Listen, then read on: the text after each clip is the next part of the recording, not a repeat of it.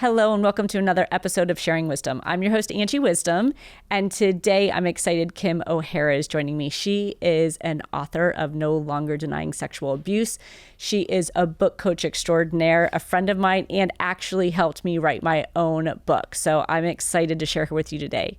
Welcome, Kim. Thank you so much for having me here. I'm so excited to have made the drive and be here in studio with you. I know you came from LA. And for those who are going, well, where are you, right? I mean, well, the drive here is probably not as bad as the drive home. Right. I'm making a lot of phone calls. I'm maximizing the time, reaching out to long lost friends. Yes. For anyone listening, the 405 from Newport Beach to LA is not very good around 4 o'clock in the afternoon. Not great unless you have a carload of people. Yes. So I am grateful that you came here. Thank you. I know that what you have to share is so powerful. And I've been talking a lot. I mean, you were at my event, so you heard me share a lot about how much value your past holds. Yes. And we've even had conversations about this in a book. And we're going to get into that because I know we had some kind of conflicting opinions on that a little bit on like, I don't know about some gold in my past, but, but let's start off here. I mean, just in general, how important is it for people to know their story and share it? It is such an incredible catharsis to tell your story. There is so much to be mined there about our unique selves that we don't even really know. And we think we might have a narrative that we've told ourselves and that we play it in our minds over and over. And then it gets sort of ingrained into the grooves of our brain, right? Just to bring in the neuropathy of it all. But if you start to really dig in and look at patterns in your life, you start to understand where you've shown up, maybe where you haven't shown up. And then you get to look at the incidences that have happened in your life. Often we have these inciting incidences that have been big changes for us. And those incidences are not really just for ours to hold to ourselves, because when we get called to write or tell our story, so many other people are going, oh my God, me too. Oh my God, I had that experience too. Yeah. But they don't know how to pick up the pen. Yeah, it's hard. That is not an easy thing to do. I can attest to that. That's right. But I think a lot of people try to judge whether or not their story is important enough to share. Well, usually people have told a story, maybe at a party or to a group of friends, and people say to them, oh my God, you need to tell that story. You need to share that story. That is something people need to hear. You need to write a book. And they, will come to me and say, I'm so tired of the valet at the restaurant just told me I have to write a book. Someone randomly just stopped me in the grocery store and said, you need to write a book. Right. Because it starts to be, the calling starts to be something you can't even control anymore. Yeah. It rises up out of you, and you have to birth that story. It's like the universe trying to pull it out of The you. universe And you is start gonna- getting all these signs and Everything starts to show up and says, and you need to do this now. And that's Yeah. when people kind of get panicky, because the perfectionism comes up. If I don't do it perfectly, then maybe I shouldn't do it at all. And I do believe that what we, ignore, what we resist persists. Right. And so it's going to start to ooze out in all these other ways and all these other places. And, life is short. We've got to grab, I keep coming up with these catchphrases that I can't get right. We've got to grab something. Grab the bull by its horns. I don't know. That's it. This happens a lot on my podcast. I start making things up too with people. I'm like, what is it? Wind in the sails. Yes. Exactly. Yeah. So it kind of sees that opportunity. Yeah, it's really important to do that. I mean, your story is unique. There's nobody else that's lived the life you've lived. And even if it seems somewhat commonplace in some area, there's always a thread that when you start to untangle it, you start to realize, oh my God, there's a lot of material for me to mine there that I can share, either in a cathartic way. We were talking before we started shooting about inside out, Right. Internal, external, right? Yeah. So when you start to work through what's internal, then you start to radiate out what you want to attract externally, whatever it is you want to sell, whatever relationships you want to build. And, like you talked about in your conference that I loved, that I went to, that whole get intentional and then be intentional about it. When you know what's inside and what's coming out outside, then you can be very intentional about what you want to do, whether it's write a book, create a podcast, Right. sell a product. Yeah, absolutely. But what about the people who are like, I could never, it's too hard to share the story. And what I believe, and we've talked about in another book that I'm writing, right, is you don't want to kind of like revisit that pain. You don't want to dig up the past. Not everybody's story is one, and we'll talk about your story, right? Like my story was not tragic. Thank you. Right. It wasn't tragic. Yes, I have something to share and it's impacting the world, all that kind of stuff. But other people have a really tragic, painful story. You know, the way through is painful, right? And there's no meter to judge pain. Just because someone might have been, you know, locked in a closet and some other person might have been talked harshly to. It really depends what our human condition is and like what our makeup is, and nobody can judge that pain. But whatever pain you're walking through, there's millions of people that have walked through your level of pain that don't relate to the locked in the closet, right? So for your book, if you were talking about like a very nuanced experience that you had that was abuse, but not like directly abuse, so you were a little confused about it, there are so many other people that are confused about it that you get to then bring and shed light to that. And you get to say, look, I'm not the worst person that's ever like had this experience. I don't have the worst story, but I have a story. It's relatable to a lot of people. I do think that when you are going through your story, I think it is, you know, a period of time that's uncomfortable, but I think that discomfort is part of the human condition. And if we're not willing to do that, then we're going to be not willing to do a lot of other things in our life that are uncomfortable too. And I believe leaders are born from discomfort. Sure. I mean, growth comes from a period of discomfort. We know that, you know, and I don't know anyone who shares their story and doesn't come out the other side grown, changed. 100%. Yeah. So it's just as much as you go to the gym and you go through that pain, right? Or you go through a divorce, whatever pain you go through, you come out a little bit different because of it. Right. And I do think that when someone writes a story and they're talking about something very personal, you know, whether it's a memoir or whether they have a piece of their story in self-help, you know, there is that moment of like, do I really want to do this? Do I really want to expose myself? And that makes you feel a little bit like an outsider, right? And we're, you know, groomed in society to conform. And you know, dress like that person, be like that person, and you'll do just fine.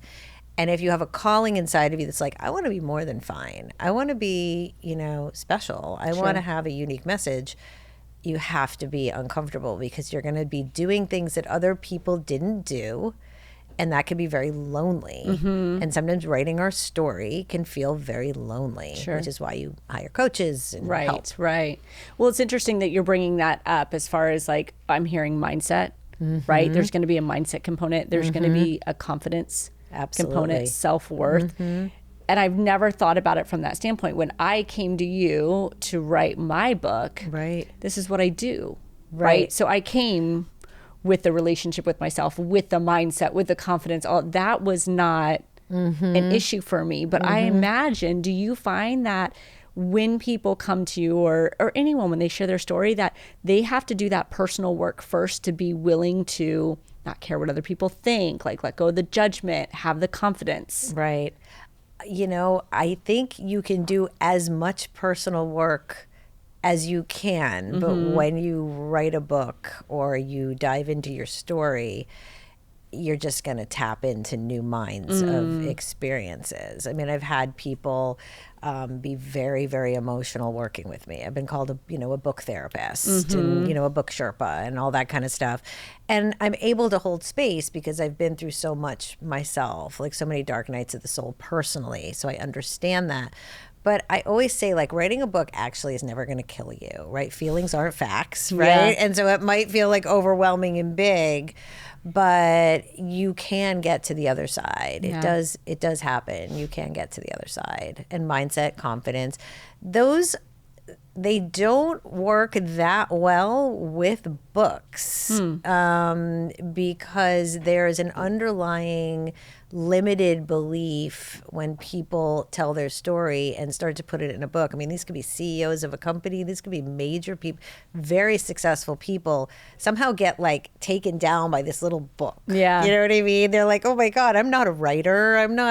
I don't have the right to tell my story. Who cares? I'm just going to go back to being the CEO of this widget. Right. And so it's amazing how it brings up the lack of, I don't know what that would be, like value in the like creative storytelling space. I mean, storytelling is an age-old, It's know, inadequacy. tribal. Yeah, maybe it's inadequacy. Yeah. Well, writing alone, right? It's one thing to tell your story. Right.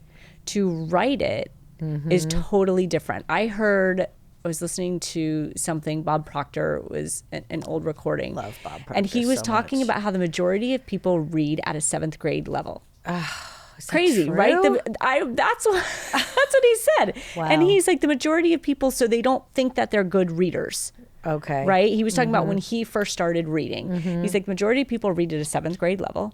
And so they don't continue to read because they think they're not good readers. Well, if you don't continue to read, you're not going to be a good reader. Right? So I have to imagine like reading and writing go hand in hand. They do. Right? So if you don't feel like you're a good reader and you don't read books, the writing part is difficult. And I think that's why some people end up going the route, which I do not advocate for one bit at all, of like having their book ghostwritten, right? Because they get just say stuff. Right. Instead of writing. So I feel like that inadequacy of like the grammar, and we'll talk more about that because that was a killer for me. The grammar and all the right words. It's like, man, talk about humbling. Ugh. Yeah. Yeah, you have to have a good enough vocabulary to write something that's stimulating. But if you don't have a good enough vocabulary, over time, you will just be guided. Like you were guided. I'd be like, okay, that sentence isn't very good. You need to change that sentence. Yeah. Come We need up to with work some on other your words. delivery. Yeah. That sentence sucks. I was like, okay, all right. Did not cherry cut that at all. It's gotten better, actually. You would really appreciate the way I coach skin. now. I have really thick You skin. would really, I'm like, there's a lot more. Maybe perhaps we Yeah. could think about another direction with that sentence. I'm like, it's a good thing it was on Word, or I'd have a paper with big red lines crossed You would. through the word things. We'll talk about that Yeah, too. no, the word things and it and oh God. But yeah, I see what you're saying though. So all that work that you can do, it can someone can be on point with the mindset and confidence and all that. But it's just different when you get in the space of writing. It is. You know, when we're writing and we're in our own space, so you brought up a great point about the ghostwriting. When you're talking at someone, you're saying the same narrative that you've been saying in your head the whole time. So they're really just like tick, tick, tick, tick, tick. Right.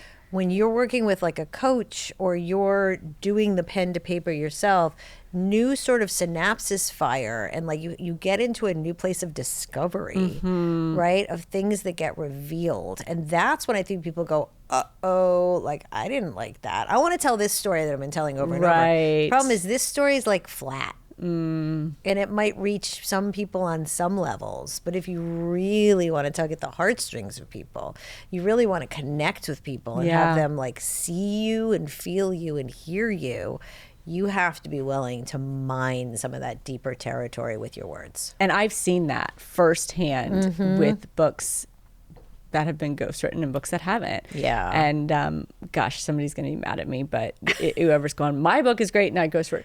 But there's just a different, and I'm sure there's great ghostwriters out there that can do that at a high level, but sometimes you see a difference in the real emotion and the connection that comes out when you start writing. And like you said, you know, you see things differently when you start writing it. Yeah. So we know how much value there is on a personal level, right? Internally, but externally, I mean, I think this is huge.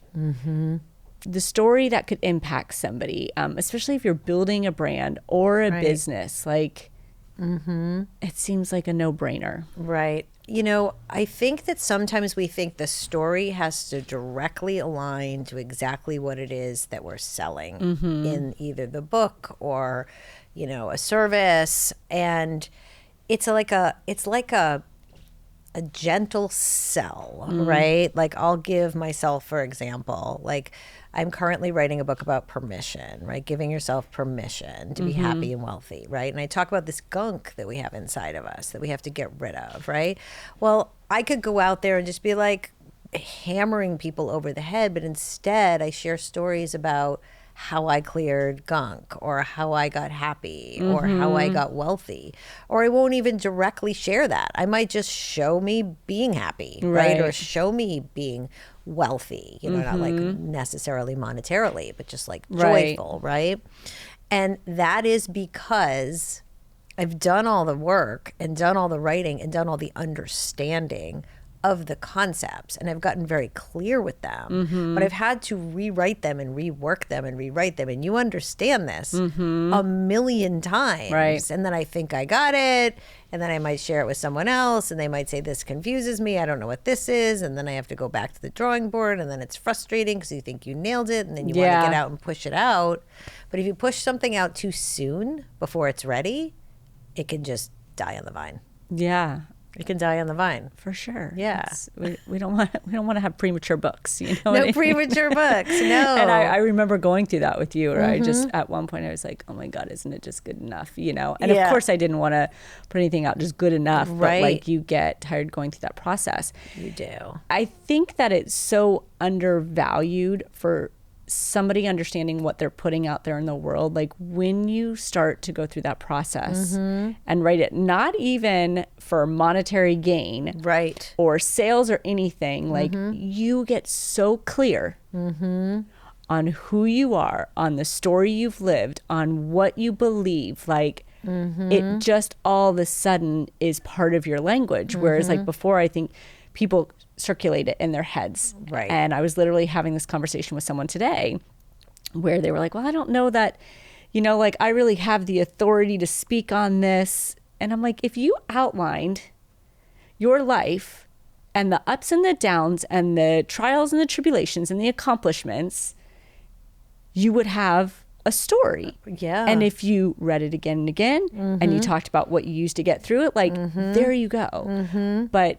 And that would make you feel like this authority, right? Yes. But when we just think about it and we get fragments of thoughts, you just don't make it so concrete. You don't. And then we think, oh, that's not really like that big a story. Like I need something even bigger and splashier. Yeah. People are looking to relate to honesty and really just in just a raw way. Yeah. They're not looking for some fancy veneer. They want to really get in there and feel that you could see them, right? Books are like, I think at one point the New York Times dubbed self-help books like the I see, you see books, right? So like I see you and you see me, and there's this like whole transference of information that's going on. But that person that you're talking about is suffering from the fact that they believe someone's going to discover that they're not who they say they are. And I hear that all the time from clients, the imposter syndrome of someone's going to find me out. So if like you, Angie Wisdom, you're going out and talking about all these like concepts that you feel really confident about, but if you weren't really confident about those, and if you let those voices get in your head, that at some point you might think someone's going to be like, Angie, where do you have the right to talk about this stuff? And like someone's going to come and like take you down, right? And they're afraid of that. And I always think, well, who is that that's going to come take you down? Like, I don't know, where are they? Where is the boogeyman? The fear boogeyman. Yeah. That's going to discredit you, or, Right. And then the procrastination happens. They're not reading. Those people aren't reading. No, they're not. They're not reading. They're not reading. They're not reading. They're on Instagram, they're doing other like things, leaving bad message. Exactly. They're trolling. Trolling. They're Yes, trolling. I was looking for the right word. Yeah. In terms of reading too, I mean, I've gone through periods in my life where I've been a really good reader. I'm a very slow reader, and it's unfortunate I'm in the profession I'm in because I have to read books all the time for my clients. So I know that the more I read, the smarter I am. The less I read, I start to dumb down. We can't get smart through Instagram Reels. We can't get smart through, social media, really. Right, it's just it's cheap content, right? But if I put on an audiobook and I listen to it, or I pick up a book and read it, I immediately feel like I'm smarter, and my vocabulary escalates. Right. So it is true that to be a good writer or to be a good storyteller, you have to be reading other people's stories. You have to invest that time. That is time well spent. Yeah. Even if you read a New York Times article, even if you read Modern Love, Even if you pick up a literary journal, like pick up the Paris Review and just read it so you feel heady. Right. Just a little bit more. Just like, a little yeah. bit more. Just take a little extra time and Yeah. just like read something heady so you Yeah. feel like you're part of the storytelling literary community. Go to the Moth and sit and listen to storytellers get up and spontaneously I don't even know tell. what the Moth Oh, the is. Moth is amazing. It's Of course you'd nationwide. say it. What's that? This is like, you're like, it's amazing. I'm like, of course. It's just they'll give themes and people will go and they'll tell these incredible stories. Like they'll give a theme like The Ticket. Oh, uh-huh. And you have to go write a story so it's about like a day you got a ticket. improv, but It is, a but some people story. show up with like stuff that is really well written. Oh, and then you interesting. can get entered to win like a national Moth. And the reason why I bring that up on this podcast is if you're scared to tell the bigger story, go start telling smaller stories at places like the Moth, in small like improv writing groups, and get a little bit over that fear. Because when you get into the ring with me and you start writing a book, as you know, we don't have a lot of time to hang out and like, I don't have a lot of time to coddle. Yeah. I have a little time to coddle, but not a lot. Right. You Yeah. got to be kind of radio ready when you Yeah. get to me. For sure. Yeah. For sure. Yeah. And, I think what I want people to understand too about the story is at the event, right? We had great speakers. Great speakers. Ben Newman, we had Randy Garn, Damon West, Jen So Gottlieb, good. right? Such great speakers. And people walk away from that and go, oh my gosh, their story, their speaking, you know what I mean? And it's like, you're only a story away from that. Not to Yeah. discredit any of them. Right. Love them all, right? And they're Right. phenomenal, but Right. like, it's their story. Right. They've Right. just been willing enough to bring out their story, to learn it, to embrace it, to share it. Now, that's kind of what I want to go into with you about your story. We've talked a lot about extracting Yeah. your past. I'm a firm believer, and I know this is where we've had differing opinions here. I'm a firm believer that everything we have gone through, we can turn and use for good. Right. Right. So share a little bit about your story. You wrote a book on it. It's very personal. I hope you don't mind sharing. No, not at all. I mean, it's Not out there at in a all. book, but yeah, it is. that It is. couldn't have been easy for you. Yeah. So tell a little bit about your story, and then how long did it take you to really come to terms and going, I'm going to share this. I'm going to Yeah. revisit it and I'm going to share it. Well, the book's called No Longer Denying Sexual Abuse, Making the Choices That Can Change Your Life. So already that topic and that title is in your face. And I purposely did that. I didn't want to call it something like coming out of the flowers. I mean, Yeah. I wanted to hit it head on, right? Because to your point, I do believe that we have a past that we lived for a good reason. And if we are storytellers and we are writers, then it's our responsibility to take that gift and to put it out in the world. I don't need to marinate in that. It doesn't need to be my number one story, but it is part of the journey that I'm currently on, right?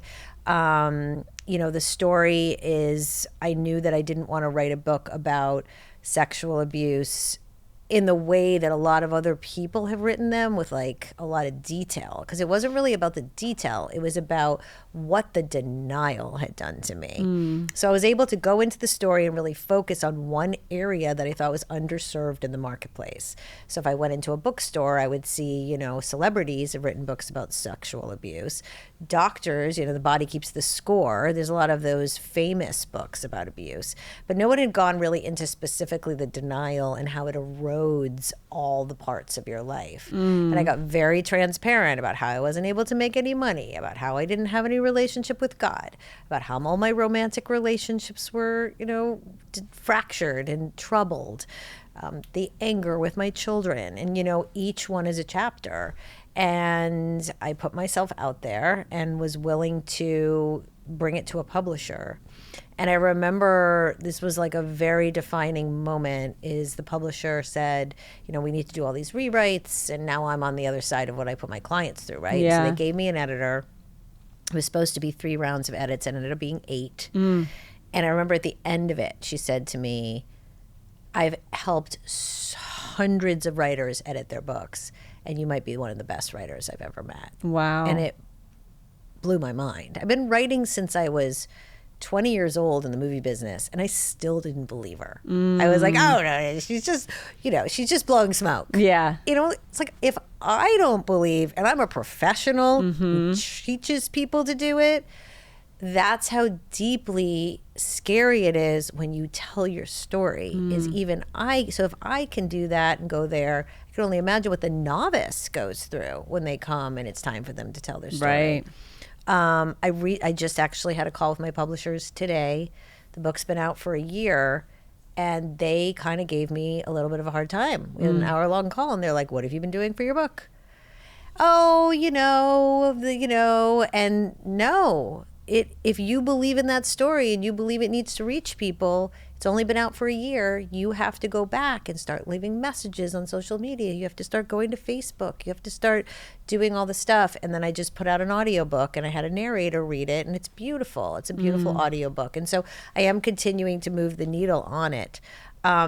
Writing about something like that, especially when it took me until I was 42 to face it, was a lot to dig up. Yeah. Like what was that time lot. span? The abuse was when I was little. So I denied it till I was 42. And I write about how certain people tried to tip me off over the years that was part of my story. And I was like, oh, no. Yeah. No, that will not be part of my story, I am right? not signing up for that. That is not attractive. Right. Until, like I talked about in the very beginning of this interview, it started to ooze out. And then I had a dream, and I woke up, and that was that. But the minute I started telling that story, and the minute I started getting real about it and went into therapy and started extracting the pieces and getting clear about them, my whole life started to change. I started to make more money. I started to understand my values. I started to parent better. I started to move the needle in my life in a way that now at my age, in my 50s, I'm like, okay, that's it. We wasted a lot of time. And there's no time wasted. Right. But it's a little bit like, oh, I get it now. The book was a breakthrough. And it led to me writing 2 more books that I'm currently working on that are the next levels of that. So once you get better and you tell your story about getting better, now where do you inspire? So even though I inspired there, that was a little bit of my beginning past story. Now it's like, where do I inspire with the wins? And you start to talk about the wins. Because a lot of the speakers you had at your event had their core story. They had what drove them. They had their hardship. But really what they were talking about is now how do they use those hardships to win? Right. And that's where I go back to going, every bit of adversity serves you. That's right. In the future. That's right. And we've talked about that, right? Like, even though there's pain there, right? And there's this resistance to be like, I thought the same thing, not that mine was abuse related. Right. But I was like, I'm not going to be defined by what happened to me. Like I had a volatile family, an alcoholic mother, I can give you one story after the other, but like, I'm not going to give her, used to be my story, any credit for that. Right. And when I started to realize, well, shoot, I actually am who I am because of her, and I love my mom, rest her soul, all of that. Like that's all resolved. But like, I am who I am because of her. And that doesn't mean that she gets anything for that. It doesn't mean I give her credit for that. Right. But I can't embrace what I have now without that. Right. And so, I wonder for you, like keeping all of that suppressed for 40 years, 38 years, however long it was. Right. What was the story you were telling yourself? Right. Well, I'll go even deeper than that, is that I believe that we are born, and this is a very shamanic outlook, with an original self. And pretty much from the minute we come out into this earth, we are labeled and given roles that we don't choose by our parental figures. In your home, you were like always looking out and checking the temperature to see how things were going to go, making sure that you could take care of yourself, and all that. And so we're given these roles. When we're given these roles, it's very hard for us to then grow in the version of ourselves that we want to be, right? So the version of myself was, maybe it was I want to be a movie maker. That might have been an organic desire, but that might have come from something else. And then once I got through the book and telling the story, I was able to actually step back and look at some things like I bought this house, right? And I always wanted to buy a house for 7 years. It was my dream. As a single woman, I'm going to buy a house. I'm going to be fiscally responsible. Now I'm selling the house. In the process of going through that whole journey, and I've written an entire book about it.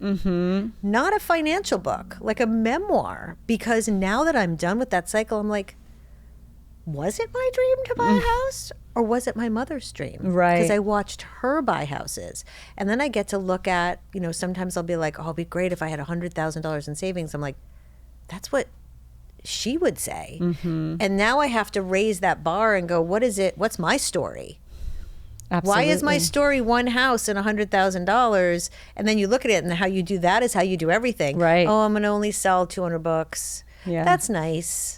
And it's like, well, whose story is that? That's the story of the repressed self that doesn't believe that we get the right to have anything. So I believe through writing books, through telling your stories, you have to look at those patterns. And you have to go, so sure, the end of my house book could be like, and then she bought a house and then she sold it and she made X amount of dollars. At the end of it, I'm going, I don't even know why I signed up for the American Dream. Buy a bond. You know what I mean? At 8%, right?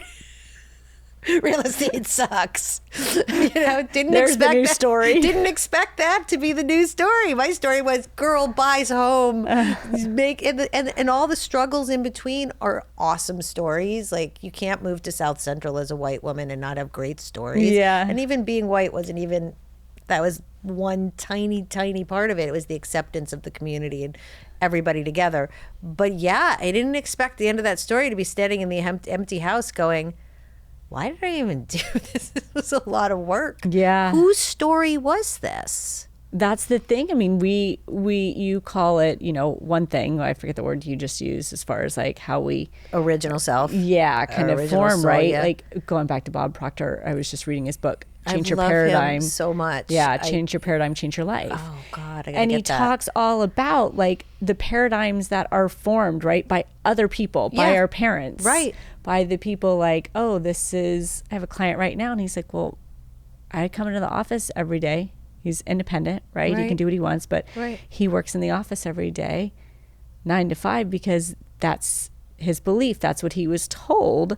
That's There's his no other paradigm he option. was given, is like, when you're responsible, you show up to the office and you figure out what to do from 9 to 5, but you're in that office, and that means that you're productive and that you're busy. Yes. Right. So we Yes. have these paradigms and, visions that are built from somebody else. Yes. Until we really start to Yes. have the awareness on how they're affecting us and what Yes. we want. Yeah. And we gain strength from so with the abuse book, or anyone that writes a first book Yeah. like you did, the disparity that we had with the past on your first Yes. book was I wanted you to tell the stories and you didn't want to. You were like, I don't want to, why do I have to talk about my alcoholic mother? It has nothing to do with the negotiable you. And I was like, yeah, but it does. And then you're like, no. That's the disparity we had, correct? We did Am have I that getting one. that right? We did have that one, but I Okay. was talking about the second book. The second where I book- was like, there's always something good to come from your past. And you were like, that is not true. That is not true.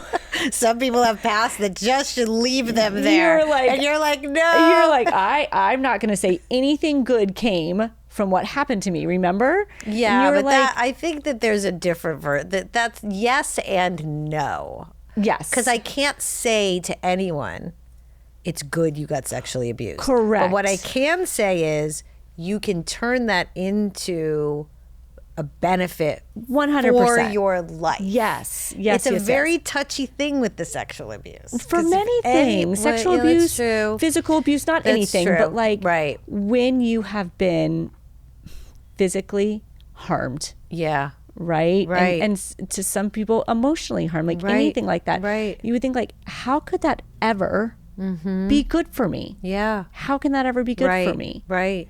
But there's something in it. I mean, like that it's unfortunate, but you've been given something to overcome, and it's changed your life. Yeah. Right. Look at how you are now, Yeah. right? Right. Because you worked through that, you found who you are right? You extracted something. And I think that's what's so key, good or bad. Right. People leave a lot on the table in the past. Yeah. No, I agree with that. It's really, really true. I'll give you one. I'll talk about a client who I just started working with, and it's an incredible story because I went on a hike and with my daughters and met her hiking and felt called to invite her to hike, and she ended up becoming a client literally that day, like signed on the next day, and she was writing about something in her past. It was related to homelessness. And just in listening to her tell this story for 1 hour to me, that next day I went to church and recognized that one of the young men, 16, who comes to the church was sort of outside the church. And I realized he might be unhoused. But I never would have thought that if I hadn't heard her story. So I ended up bringing him into the church, and we ended up having a very lengthy conversation. And then I ended up bringing in other people, some deacons, to make sure he was okay. And I left her a voice message and I said, your book is already changing the world. Just, you haven't even begun. Right. So as painful as would be to talk about a past of homelessness, it's making other people aware to see where other humans could be struggling. Yeah. So powerful. Yeah, it's really powerful. And I think if people knew that, right, if they knew the difference it could make. Right. And it can be one person. Yeah. Yeah. You know? Yeah. And I remember writing, we'll talk about the process of that when I was writing my book with you. Like, you go through those moments where you're like, what is my story? You know what I mean? Yeah. Like, who is this gonna matter to? And all of that. You go through that self-doubt no matter what. And then when it's out there and you get somebody that you don't even know who sends you a message, who says, I just want you to know your book changed my life. You know, one of the girls at the event came, she sent me a message, your book changed my life. Somebody gave it to me for a book club. That's amazing. Changed my life. I'm coming to your event. Can I please say hi and give you a hug? Oh. And it's like, if I only wrote a book for that one person, that's all. Yeah. And I think that everybody's story has the ability to do that. Absolutely. And it's like, if you could just change one life, you know, it's very, very write true. that in a book. It's very, very true. There was another woman, her name was Leila Reyes. She's a therapist. And she was introduced to me through another friend. And she wrote a book about abuse. And her book was different than my book about abuse. Her book was about reconciling with her father as an abuser and having the conversation and actually letting him back into her life, having healing, going to therapy with him, and then having the children find out and them rejecting him, but then having this whole thing. And so I go to her book signing on Zoom and I think I'm going to be fine. And then after, I have a complete emotional meltdown because it affected me so much, realizing that my father is we're never gonna, I couldn't ask any of those questions. He died way before I even knew. Right. He'll never have reconciliation with any of that. And I called her and I said, you know, I want to let you know your book is so impactful that I had a very big reaction. You might want to make sure you understand how powerful your book is. So when you go out, you're ready to understand the value of your book. And she was like, oh my God, thank you so much for telling me that. Yeah. I mean, that's interesting. And I'm curious for you, like, what did come up for you? Like, you saying that, her having to reconcile. Like, I think about, wow, like, her dad is out there. There's going to be people reading this. When you were writing your book, for the people that are listening going, you know, it's one thing to write your story and share at a non-tragic level. It's another when you're in kind of you've experienced tragedy like that. Right. What things did you have to overcome mentally about being vulnerable to share that type of information? Yeah. I mean, I share some pretty radical stuff about myself in that book in the times when I wasn't well in the denial, right? So I'm very open about that. When you get to the other side of it, you're like, you know what? You can judge me, but like, if you're reading the book, you've probably been doing those things too. So let's get better together, right? Let's make different choices together, Yeah. right? Let's not sleep with that guy. Let's not do those drugs. Let's not, deny spirituality. How can you step forward? But you had to be willing to, like, were you worried about that initially? Like, were there things that you were worried about? Sure. I mean, I have to still look at that now. I mean, there's Yeah. a reason why the book isn't as publicized as it could be. Sure. I mean, I have to examine that for myself, for my clients. Like, why are you not championing it? What are you worried people are going to read about? What are you afraid they're going to say? I've been with my boyfriend a year plus. Probably about 4 months ago, I said, maybe you should read the book. I didn't want him to read me in that view. I wanted to be all squeaky clean and perfect. Yeah. And, we're scared that our past were locked. Mm-hmm. And that's the only way people are going to see us. But you have to go out and say, I'm the messenger of this. And because I'm the messenger of this means I've excavated it. And if I've excavated it, generally, I'm not that anymore, but I'm here for you now. Mm-hmm. Are you that? And that's the way you have to sort of look at it. And that's that mindset shift I'm having now is I'm going, okay, I'm definitely in a place where I don't really care if you want to judge me for whatever it is I'm going to say. Because I would rather be someone that brings freedom and self-expression to people versus like hiding themselves. Right. I love how you put that. Like, if you're sharing the story, then you've excavated it. Mm-hmm. And it's important to think like that. Like, if you've shared a story from long ago, well, that came from actions even prior to that. Mm-hmm. Right. So it's no longer who you are now. Right. It's no longer who you are. But then you could be vulnerable and you could talk about, I think in the span of our lifetime, we're only on this earth so long, right? And you can excavate it to a degree. Sure. I think we still have that ingrained behavior. We don't have enough time on this earth to vet it all out. Once it's in there, it's in there. But we have time to learn how to have tools to keep ourselves from going to the dark side, doing behavior that doesn't serve us. We can get aware of those patterns, which comes from reading books, which comes from having tools that other people have written that we can then lean on. Like there was this book, The Untethered Soul by Michael Singer. Book, It was like my Bible for a little while. I just kept looping that thing because I needed to understand, let it pass through you. Let it pass through you. You don't have to react to every single thing that happens. Sit, meditate. Maybe don't have an opinion for once, Everything doesn't have to be, let me tell you what I think about that, right? And that was very helpful for me at a time when I was feeling the unrest of the story I was about to tell. Yeah, I feel like that was challenging for you. You said, don't have an opinion about everything. Don't have an opinion. I can see the way you're like, It's amazing. I mean, how much I've grown even since we've worked together. There's so many times I just sit now and listen and go, okay. Let's talk about that a little bit as we wrap up here, because I want people, I hope people are taking away a message that, one, you have a story. Everybody has a story. Two, your story can impact somebody. Yes. 100%. Yes. Three, it's not easy. No. It's never easy to share your story. It's not.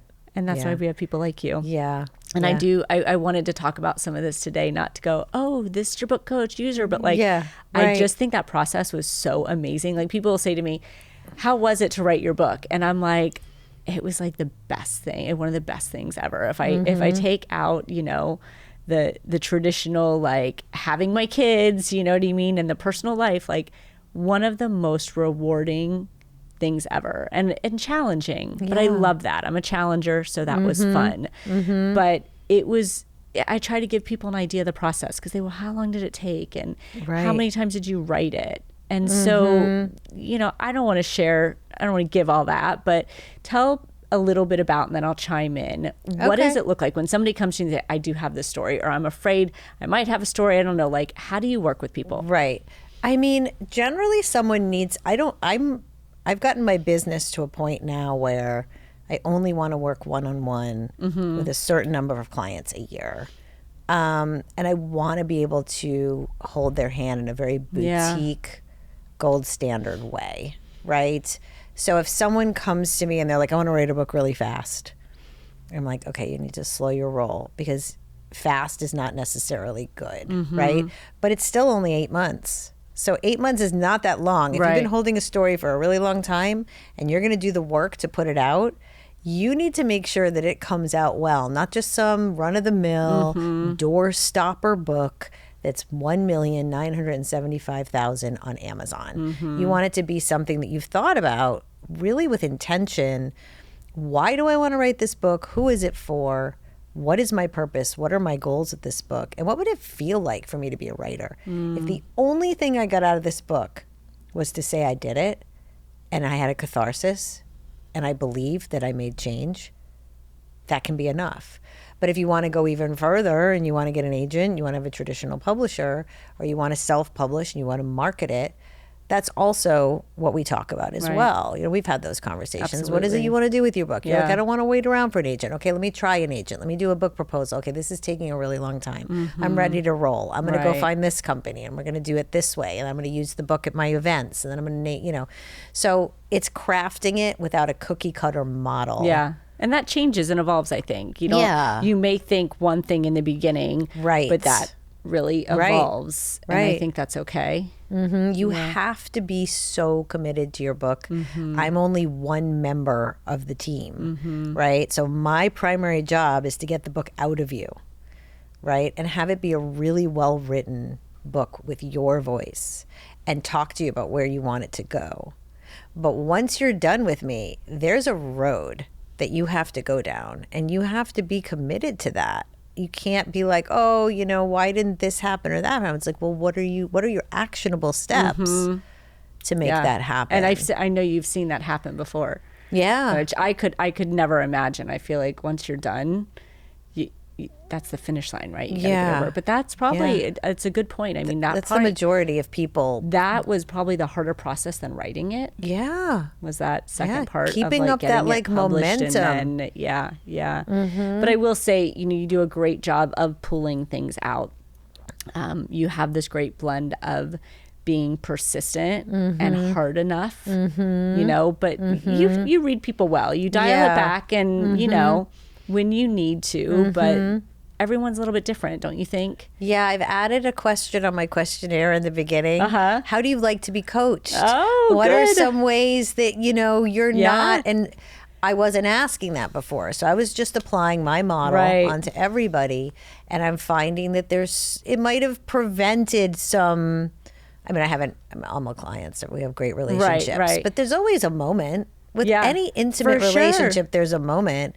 And I realized that moment could be taken away possibly if I Yeah. have more information in the beginning.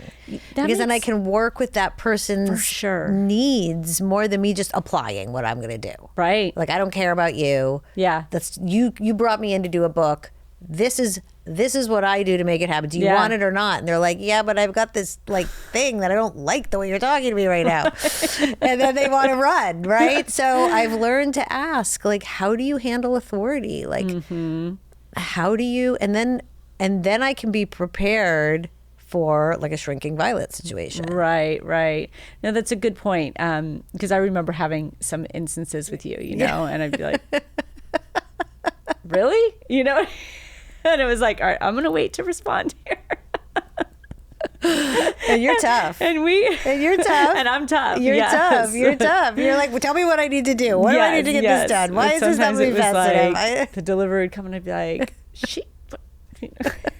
but it's interesting you say that. I almost think like you should have people take the Enneagram. Right. So we had to Before, find out because exactly if they're who they like, are. right, this challenger, you know, you can push them one way. If they're this achiever, oh, forget it. Like Right. next level, you can push them, you know, or Right. how much they're going to lean into perfectionism. Right. But yeah, that's really key. There's also mixed messaging that's hard to struggle with too. There's people that come to me that say, this is my baby. I want to be treated gently. Yeah. I don't want to be thrown out of the nest. But then the same stroke, they're getting on another call and going, well, how are we going to sell this thing? And I'm feeling a lot of pressure from my family or whatever. Right. And I'm like, well, do you want me to be tough or do you Yeah. want me to be gentle? Like, then you get a little confused. Yeah. And that's a struggle Yeah. because they're not aligned. Right. They have different feelings coming in. And you could point that out and say, I think you're having a little bit of a conflict of interest here. Do you want this? Do you want that? But that starts to almost get into life coaching and business coaching in a way. Right. And I can't serve all those roles. So in a way, I sort of need clients to come in that are pretty clear that they want to do this and go the 9 yards. But I can then work with their different personality types. And like you said, the Enneagram would be great. Yeah. So you'd really know. Yeah. Yeah. I thought it was such a great process, though. I loved, each round, right? And thought it was so good to write. The first time I remember writing that first draft And it was just a dump. and just being With like, some this outline. was so shitty. Oh my God. I hated reading it back, because I was never prepared. I was always like writing late, cramming it in just to get my homework turned in on time, getting lots of red marks. It was like, ugh, PTSD from English class, right? Right. And then it's like the second time you're like, oh, this is better. Yeah. And Right. then the third time you're like, And that's what I told you. this is good. Yeah. This is really coming along, Yeah. but in a way it was almost like, I think we could make it better. And you're like, there's a point where we gotta like birth the baby. We You know gotta what I birth the mean? You could baby. do this for a whole nother year if you wanted to. You could always make it a little bit better, but like You could. we have to be able to cut the cord sometimes. So It's true. such an enjoyable process. And I'm glad. I think I loved that. For me, I didn't consider myself a good writer, as I think most people don't. Right. So having someone read it and not necessarily change it, but encourage me to do something different, like find me another word than things. Yeah. I'd be like, in these things, and you're like, give me another word. I don't know what things is. What What things? is that relating How to? many times you needed to put what things, what stuff Right. down there? I was like, What is it? yeah, what is it? It went to this to do I'm like, this, really? right? Are you asking me this again? Right. If you read the sentence before, you know what it is. Why are you asking me? I remember thinking that every time was like, you're asking me what this means, but I know you know what I'm talking about. Right, But you right. wouldn't just change it. You would pull it out of me where I had to change it. So I learned. And to this day, as I write an email even, It's or a changed how you newsletter, write. I'm like, oh God, not things, not it. Yes. Not, I back away from that because you taught me instead of did the work for me. So I thank you for that. You're welcome. One of the most amazing testimonials I've ever gotten is a client who wrote a book with me, and now she's a 3-time graduate of USC. She went from being a single mom at USC as an undergrad to like she's now a doctor, a doctorate. She has a doctorate. And she wrote me an email and she said, working on my book with you changed the way I write emails, proposals, grant, everything, papers. Yeah. She's like, because you made me understand that every sentence is real estate and every sentence matters. And you're asking someone to sit down and take their valuable time to read your book. You better use confident words. I don't want to hear probably in a self-help book. If you don't know, then you don't have any right to be sharing it. I don't want to hear sometimes. I don't know what that means. That's evasive and wishy-washy. Yeah. And when you get those words out like things and it and probably and maybe and very, there's no very fast. It's just faster or rapidly. Yeah. You then get to remind those sentences and use new verbs and new adverbs So and powerful. new nouns, and your book reads better. Yeah, it does. It really, really does. And it's neat because you rewrite it and then you're like, whoa. I wrote that. That's just that like, sounds amazing. really good. It wasn't very this, probably lots of, Yeah, So yeah. it was great. So, that final takeaway is like for the people who want to write a book, share their story, find someone to help you. I mean, of course, I recommend Kim, you're amazing. Yes. And I'm excited for my second book. Me too. Second and third, we keep going back between two different books there. And it's like, You're going to have to pick one. I know. Well, we're going to do both, but I know, one at a time. Yes, yes. So thank you. For those that are listening are like, yes, I want to share my story. Where can they find you? Just to read the stuff that you're putting out there. Right. To learn more about you. And just, I think reading someone's writing also allows them to learn how to write better. Right. So where can they read what you're putting out there? Where can they learn more about what you're doing? So KimO'HaraBooks.com is where I am a writer. That's where my books are. That's where my LA Times article is. That's where a lot of where I'm being published is. It shows the writer side of me. And then KimO'Hara.com is my book coaching site. And that's where you can see like certain interviews that I've done and my story of where I come from, testimonials from beautiful people like yourself. And then Instagram, and I have a column. So it's igiveYouPermission.substack.com. And I write about, if you really want to get to know me, that column is where I let it all hang out. I wrote about all sorts. My boyfriend is like featured in many of these because I write about who I am. Yeah. I write about like trips to Joshua Tree. I write about going to the racetrack. Yeah. And then I align it though with something that's relevant to either writing or telling your story. Right. I love it. Yeah. So go follow Kim, look her up. Even if you're not ready to write, start reading the stuff she's putting out there. She has been such a blessing in my life to help me, and I know that she's got some good stuff for you to pick up on too. So, Kim, thank you for being here. Thank you. It's been I've had fun. Such a great time. I know we could keep going and going, We could. but book 2, we'll be back We're gonna together do it again. soon. Thanks. Okay, great.